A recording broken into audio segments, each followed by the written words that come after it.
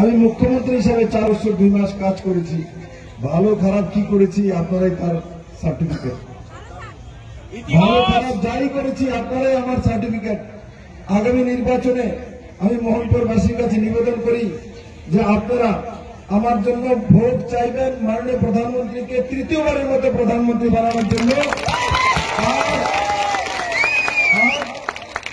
আমার জন্য ভোট চাওয়ার জন্য কারোর সঙ্গে উঁচু কথা না বলা, ভালোবাসার সঙ্গে বিশ্বাসের সঙ্গে বলা যে আপনাদের ছেলে আপনাদের ভাই বিপ্লব দেব দাঁড়িয়েছে, আপনার কাছ থেকে সে আশীর্বাদ চায়। এখনো যদি কোনো কংগ্রেস কমিউনিস্ট রয়ে গেছে তার বাড়িতেও যাওয়া, আর আমার তরফ থেকে বলা বিপ্লব দেব তো মুখ্যমন্ত্রী ছিল 4 বছর 2 মাস, যদি তার কাজ ভালো থাকে তাহলে তাকে আশীর্বাদ দেন।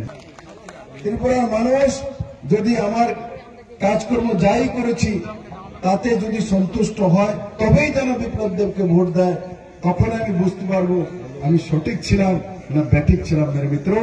তার জন্য আমি মোহনপুরবাসীকে আবারও অনেক অনেক শুভেচ্ছা জানাই।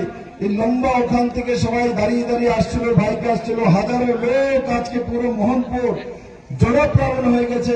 আপনাদেরকে আমি প্রণাম জানাই। আর তার সঙ্গে সঙ্গে আমি বলবো এবারে নির্বাচনে 19 তারিখ যখন ভোটিং হবে, 19 তারিখ যখন ভোটিং হবে আমার জন্য কে কে ভোট চাইবে বাড়ি বাড়ি হাত তোলো তো।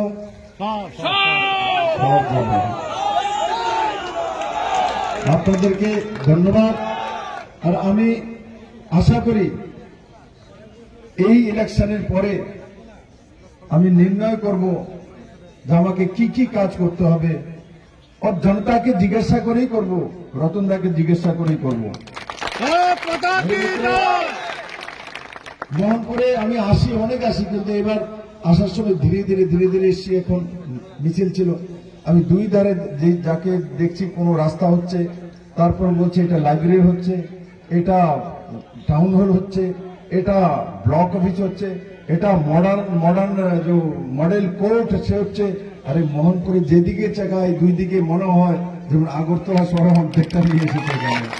তাই বন্ধুরা, আপনারা ভাগ্যবান রতনদার মতো কর্মঠ এমএলএ পেয়েছেন, কর্মঠ মন্ত্রী পেয়েছেন।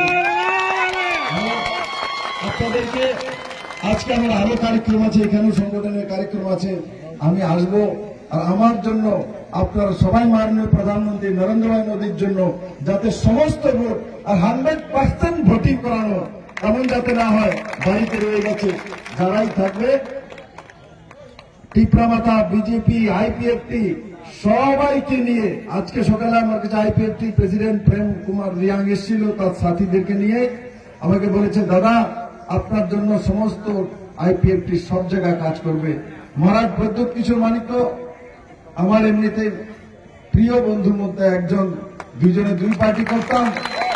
আর মহারাজ প্রদ্যোৎ কিশোর মানিক্য ব্যক্তিগতভাবে আমি ওনাকে চিনি, ব্যক্তিগতভাবে উনি আমাকে আদর্শমান ওনার পরিবার করে, ওনার বোনও দাঁড়িয়েছে পূর্ব লোকসভাতে।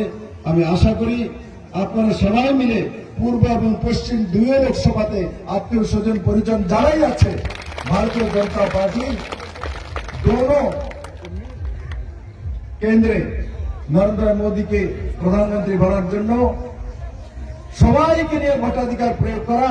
একবার আমার সঙ্গে বলুন ভারত মাতা কি, ভারত মাতা কি, ভারত মাতা কি, ভারত মাতা কি, নরেন্দ্র ভাই মোদী কি, জেপি নড্ডা কি, ডক্টর মানিক শাহ কি।